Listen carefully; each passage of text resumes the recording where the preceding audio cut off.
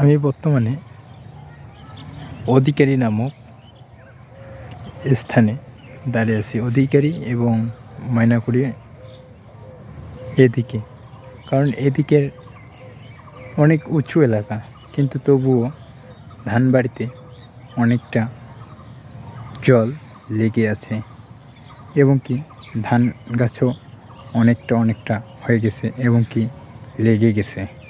সেটা আমি তোমাদেরকে এখন দেখাবো যে ডাঙ্গা এলাকা হলেও তবুও জল লেগে থাকে কেন জানি না। এই এলাকাটা মূলা হয়, প্রচুর আলু হয় এবং কি ধানও লাগছে, সেই ধান লাগছে। দেখেন ধান ক্ষেতটা কত সুন্দর হয়ে গেছে। ধান ক্ষেত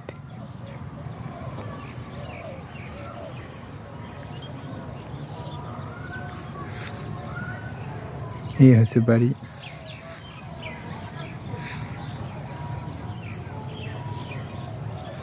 এই হচ্ছে পাট ক্ষেত। এগুলো পরে রাখছে কারণ অগ্রিম বা আগাম আলু লাগার জন্য এগুলা রেখে দিয়েছে। আগে আলু লাগাবে সর্বোচ্চ আগে।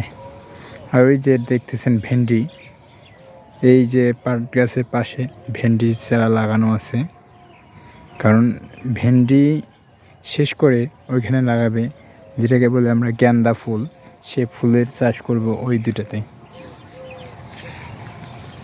এই যে কচু লাগাইছে, আমার জ্যাঠো লাগাইছে এই কচুগুলা।